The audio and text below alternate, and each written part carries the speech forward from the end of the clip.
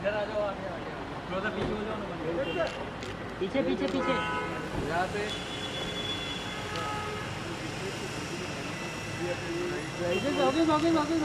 Okay भाई यहाँ पे लेफ्ट जाओ, लेफ्ट ओके भाई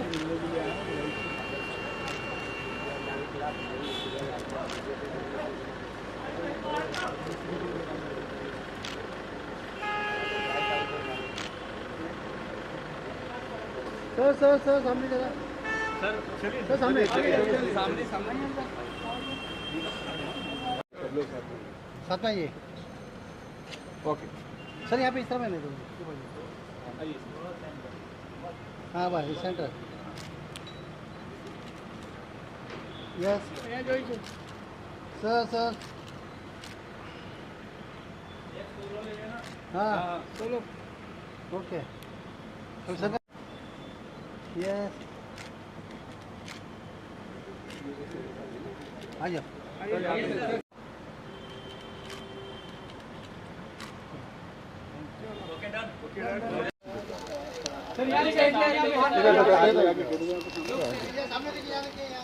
सर लेफ्ट राइट सब जगह देखिए।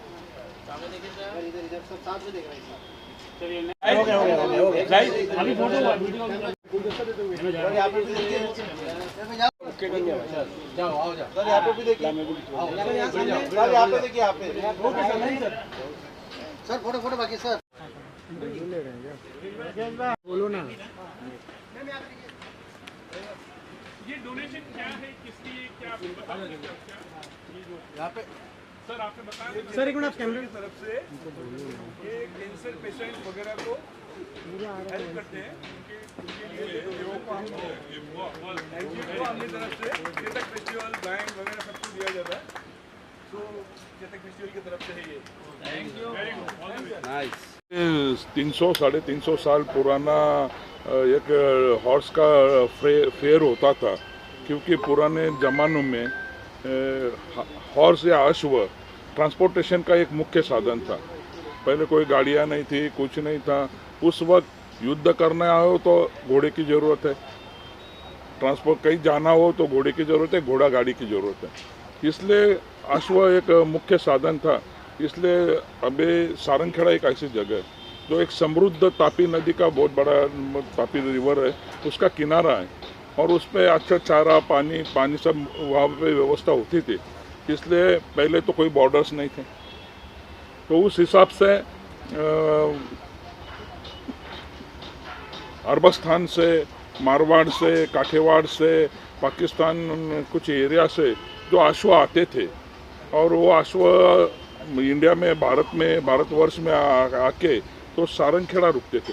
फिर वहाँ पे 2-4 महीने रुकने के बाद में वहाँ पे अश्वों की खरीदी बिक्री होती थी। जिसको जैसी ज़रूरत होती थी वो अश्वों की खरीदी बिक्री करता था। वहाँ पे राजा, महाराजा, सुल्तान, बादशाह ऐसे लोग अपने युद्ध के लिए अपने किसी के साथ सेनापतियों के साथ बेच के वहाँ पे युद्ध के लिए अश्व खरीदी करते थे। जिनको अश्व शौकीन थे, जिनको अश्व पालन करना था, वह वहाँ पे अपने पालन के लिए अश्व खरीदते थे। ट्रांसपोर्टेशन के लिए कुछ लोग खरीदते थे, और इसलिए वो ट्रेडिंग पहले से ही चलते आ रहा है। उसको 350 साल का पुराना इतिहास है। शिवाजी सावंत जी जो अपने मराठी में जो जानकार है उनको पता है कि उन्होंने काफ़ी कादम्बरी और उसका लिखन किया है। उसमें सारंगखेड़ा का उसका भी जिक्र उसमें हुआ है। तो उस वक्त से वो एक ऐतिहासिक, उसको हिस्टोरिकल बैकग्राउंड है और वो चलते आ रहा था। वो हमारा ट्रेडिशन था। हम लोग उसका, हमारे परिवार वाले उसका थोड़ा सा संरक्षण करते थे। और बाद में वो जैसा चलता गया, ज़माना बदलते गया, फिर हमने उसको एक फेस्टिवल में रूपांतरित करने की कोशिश की, और 2011-12 से हमने उसको चेतक फेस्टिवल नाम दिया। ये चेतक फेस्टिवल नाम भी क्यों दिया, आप सबको पता है कि चेतक महाराणा प्रताप सिंह का अश्व था। वो लॉयल्टी की पहचान है, वो लॉयल्टी की एक चेतक एक पहचान है, और इसलिए हमने उसका वो पूरा हॉर्स फेयर का, हॉर्स फेस्टिवल का चेतक फेस्टिवल ऐसा नाम दिया, और उसको करते हुए हम आज यहाँ तक पहुँचे हैं। सर, आपके पूर्वजों की जो लेगेसी है उसको आगे लेके जाना कितनी बड़ी रिस्पॉन्सिबिलिटी मानते हैं और कितना बड़ा चैलेंज मानते हैं सर? मेरे पूर्वजों की कहने से तो ऐसा है कि सारे पूर्वजों की क्योंकि अश्व इंसान का, मानव का दोस्त तरीके से पहचाना जाता है, तो लेगेसी है। लोग भूलने लग गए। कुछ दिनों में छोटे बच्चों को पूछो कि घोड़ा कैसा होता है तो वो बताएगा कैसा होता है। तो ये पहचान हमारी जो भारतीय संस्कृति की पहचान है, भारत का इतिहास है, उसको, उसकी पहचान बरकरार रखना हम सबका कर्तव्य है और उसको हम पार कर रहे हैं। उसके लिए हम, हमारी जिम्मेदारी जो है, हम वो जिम्मेदारी निभा रहे हैं। सर, हमारे देश में जो है सबसे बड़ा हिस्सा अभी यूथ का है, तो यूथ के लिए क्या क्या नई चीज़ें आप लोगों ने इंक्लूड की है इस फेस्टिवल में, अगर उस बारे में कुछ बताएं। इस बार चेतक फेस्टिवल में हमने जो हमारा 3 सप्ताह का होने वाला है, 3 वीक्स का होने वाला है, उसमें हमारा जो 3rd वीक है, हमने वो एजुकेशनल और यूथ फेयर करके उसको हमने रखा है पूरा 7 डेज का। और उसमें हम वहाँ पे जो करियर गाइडेंस के वो कुछ इंस्पिरेशनल हो, ऐसा कुछ सेमिनार्स वहाँ पे रखने वाले। और उसके साथ साथ में हम इक्विस्टेरियन स्पोर्ट्स भी रखने वाले हैं, क्योंकि इक्विस्टेरियन स्पोर्ट्स के बारे में महाराष्ट्र में अभी हम काफ़ी पीछे हैं, क्योंकि महाराष्ट्र के पुलिस या उसमें अभी भी अश्व दल नहीं। कई राज्यों में, कई स्टेट में पुलिस में 5% उसका रिजर्वेशन होता है नौकरी में। जो इक्विस्टेरियन स्पोर्ट्स में जो बच्चे अच्छे होते हैं उनके लिए मिलिट्री में भी उसका रिजर्वेशन है, और उसी लिए हम पीछे। अभी तक महाराष्ट्र स्टेट ने भी इक्विस्टेरियन स्पोर्ट्स को गृहीत नहीं किया, अभी जाहिर नहीं किया। तो हमारी पहली तो मांग ये होगी कि जो इक्विस्टेरियन स्पोर्ट्स है उसको भी उसका खेल का दर्जा दिया जाए। वो जो रिकग्नाइजेशन इतर दूसरे राज्यों में है वो भी पूरे अपने महाराष्ट्र में उसके लिए उसकी भी पहल की जाए। और इस साल हमने इक्विस्टेरियन स्पोर्ट्स को भी बढ़ावा देने की कोशिश की है। पहले भी हमने टेंट पेगिंग और वो तो किए थे, और इस साल हम पूरा इक्विस्टेरियन स्पोर्ट्स का पूरा सप्ताह रखने वाले हैं। उसमें काफ़ी कुछ कॉम्पिटिशन्स हम रखने वाले हैं जो यूथ को इंस्पिरेशनल दे और यूथ भी आगे आए, वो स्पोर्ट्स की तरह आकर्षित हो। सर, इसके अलावा जो स्पोर्ट्स है वो सब तक पहुंचना ज़रूरी है, चेतक की जो पहचान है वो सब तक पहुंचनी ज़रूरी है, तो ब्राइट की तरफ से किस तरह का सपोर्ट आपको मिला है, अगर उस बारे में कुछ बताओ। और योगेश भाई, अगर आप कुछ बोलना चाहिए। सर, इंडिया में जितने इवेंट्स होते हैं 1 लाख इवेंट्स का हिस्सा हूँ मैं। ग्लैमर फिल्म एवॉर्ड्स से तो बहुत जुड़ा हूँ। क्रिकेट, फुटबॉल, कबड्डी के सिवा स्पोर्ट्स में चेतक का ये पहला मेरा लाइफ का एक्सपीरियंस रहेगा।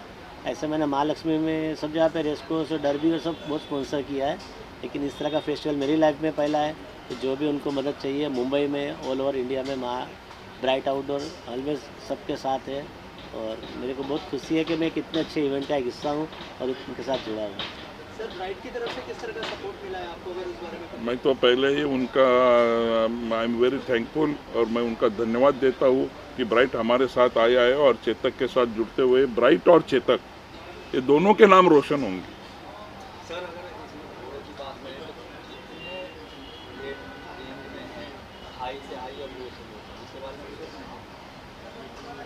चेतक फेस्टिवल ऐसा है कि आपको वहाँ पे 50,000 से 10 करोड़ 11 करोड़ का घोड़ा भी देखने मिलेगा। वहाँ पे 3,500 अश्व होते हैं करीबन, हर कलर के, हर ब्रीड के, हर जात के जो इंडिया में पाए जाते हैं, वो वहाँ पे आपको एक ही टेंट के नीचे आपको सब देखने को मिलेगा। अच्छे छोटा हॉर्स भी मिलेगा, कॉमन हॉर्स भी मिलेगा, जो टट्टू कहते हैं, वो एकदम सिंपल हॉर्स होता है, वो ट्रांसपोर्टेशन के लिए उसका यूज़ होता है। उससे लेके तो जो शौकीन होते हैं, जो अश्व शौकीन होते हैं, जो अपने अस्तबल में अच्छे हॉर्स रखते हैं, अच्छी ब्रीड का वो डेवलप करते हैं, मारवाड़ी ब्रीड का, वो टॉप मोस्ट ब्रीड के हॉर्सेस भी हमारे जो कॉम्पिटिशन्स होते हैं, हॉर्स शोज होते हैं, अश्व सौंदर्य स्पर्धा होती है, तो उसमें हिस्सा लेने जरूर आते हैं। और आपको वहाँ पे करीबन 11 करोड़ तक की रेंज के अश्व देखने मिलेगी। इस बार क्या खास है कस्टमर्स के लिए जो वहाँ पे आएंगे, तो कुछ उनके लिए अलग है, पिछले साल से कुछ अलग है? देखिए, हम हर साल उसको अपडेट करने की कोशिश करते हैं, और उसमें मीडिया का काफ़ी बड़ा रोल रहा है। मीडिया हमें पहले से ही काफ़ी अच्छा उसमें सहयोग करता आ रहा है। तो इस साल हमने उसमें काफ़ी चेंजेस भी किए, और हम पहले कैसा था कि हम हमारी तरफ से जैसा होता था वो करते थे। फिर अभी उसमें हम काफ़ी चेंजेस, बदलाव करते, काफ़ी लोग हमसे जुड़ रहे हैं। अभी ब्राइट वाले जो जैसे जुड़ गए, वैसे अनेक लोग, ये कारवा चलता जा रहा है। और उसमें जो बहुत बड़े बड़े चेंजेस हम इसमें कर रहे हैं, क्योंकि ये एक अश्व फेस्टिवल है। ये कभी आप इंडिया में आपको कहीं देखने मिलेगा नहीं। 2-3 जगह होता है, पर उसमें सारंगखेड़ा भी काफ़ी आगे आ रहा है और काफ़ी सबसे बड़ा अश्व फेस्टिवल जो है वो चेतक फेस्टिवल है। तो उसमें जो घोड़ों के लिए, अश्व के रिलेटेड, हॉर्स के रिलेटेड जो भी कुछ होते हैं, जो स्पोर्ट्स होंगे, जो कुछ इवेंट्स होंगे, वो सब आपको सारंगखेड़ा में देखने मिलेंगे। सर ये इन 300 सालों से हो रहा है और शायद से बहुत बड़ी अचीवमेंट है, पर लोगों में बहुत ज़्यादा इस बारे में अवेयरनेस नहीं है। ऐसा क्यों मानते हो? और सरकार की तरफ से कितना आप लोग, सरकार की एक बहुत बड़ी चीज़ है, 300 साल वेरी लॉन्ग टाइम, उस पर आपका सरकार की तरफ से भी आपको साथ में सरकार का कितना सहयोग होता है? सरकार हमारे साथ में होती है। सरकार का भी डायरेक्ट इनडायरेक्ट सपोर्ट तो वैसे पहले से भी रहा है इतने साल, क्योंकि हर कोई कोशिश करता है कि ये उसको बढ़ावा दिया जाए। ये 300 साल पुराना है, ज़्यादा करके उसको हम मीडिया के सामने लाए नहीं थे। जब हमारे जैसे यूथ्स उसमें आगे आ गए तो हमने उसको आगे लाने की कोशिश की, और आगे लाने की कोशिश की। एक लिमिट्स थे, जैसे जैसे आगे बढ़ते गए आज हम मुंबई तक यहाँ पे प्रेस हो रही है, तो ये भी एक बड़ी अचीवमेंट है। शायद इसके बाद दुनिया तो जानने लगेगी कि कितना बड़ा फेस्टिवल है और कितना थ्रिलिंग फेस्टिवल है। सर सारंगखेड़ा के अलावा और कौन से स्टेट में आप लोग ये प्लान कर रहे हैं जो फेस्टिवल होने वाला है, और क्या क्या और प्लान्स है आगे के? सर अगर उस बारे हम एक वर्ल्ड का लॉन्गेस्ट इक्वाइन रैली करने की हमने उसका प्लानिंग भी हमारा चल रहा है। वो शायद चंडीगढ़ से तो सारंगखेड़ा जो 1400-1500 किलोमीटर का एक रैली होगा, और उसमें जो इंडिजिनियस ब्रीड है, भारतीय अश्व जाति है, उसको बढ़ावा देने के लिए, और वो हमारा 75वां अमृत महोत्सव वर्ष है आज़ादी का, उसके बैकग्राउंड के लिए हम वहाँ से करीबन 6 स्टेट्स में और एक यूनियन टेरिटरी में हमारा वो रैली जो 25-30 घोड़ों से लेके वो चलता सारंगखेड़ा तक आएगा। पहले अभी मेरे बाजू में बैठे हुए सिमरनजीत सिंह जी, इनके सुपुत्र राजवीर सिंह, उन्होंने 500 किलोमीटर का बच्चा है 14 इयर्स का, उसने 500 किलोमीटर का घोड़े पे राइड करके 6 दिन में सारंगखेड़ा आया था। और माननीय तब देवेंद्र फडणवीस जी मुख्यमंत्री थे, उन्होंने उसका स्वागत भी किया। तो ऐसे ही हम जो कुछ बच्चे जो अश्व के लिए प्रति प्यार रखते हैं और कुछ करना चाहते हैं, हम हमेशा ही चेतक फेस्टिवल उनको बढ़ावा देते आया है। मेरा नाम सिमरनजीत सिंह है, मैं अकोला महाराष्ट्र से हूँ, और मुन्ना दादा के साथ सारंगखेड़ा फेस्टिवल में स्पोर्ट्स और यूथ अवेयरनेस की तरफ मेरा ज़्यादा ध्यान है।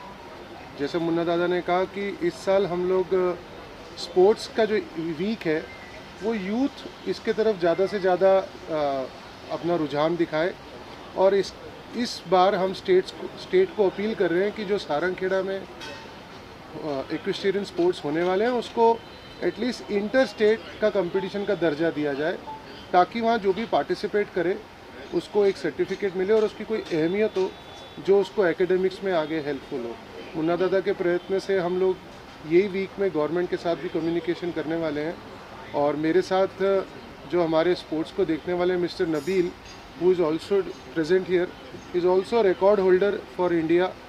इन्होंने काफ़ी सारे स्पोर्ट्स किए हैं यूथ के साथ। तो we together as a team हम लोग कुछ ऐसे स्पोर्ट्स लेके आएंगे जो कन्वीनियंट भी है, और आम तौर पे जो बच्चों को खेलने के लिए बहुत सरकारी परमिशनें, आर्मी का बैकअप या पुलिस का बैकअप लगता है, उसके बावजूद उसको इजी एक्सेस देंगे स्पोर्ट्स का। मुन्ना दादा का एक और सलकम प्रोजेक्ट है कि महाराष्ट्र में हॉर्स प्रीमियर लीग शुरू हो, तो वो भी जल्द सारंगखेड़ा से किक स्टार्ट होगा। सर ये महंगा शौक नहीं है, महंगा स्पोर्ट्स कह सकते हैं हम उसको? कोई भी शौक और कोई भी स्पोर्ट्स महंगा नहीं है अगर वो आपके बच्चे को फेम देता है। सही मानिए क्रिकेट से तो सस्ता ही है।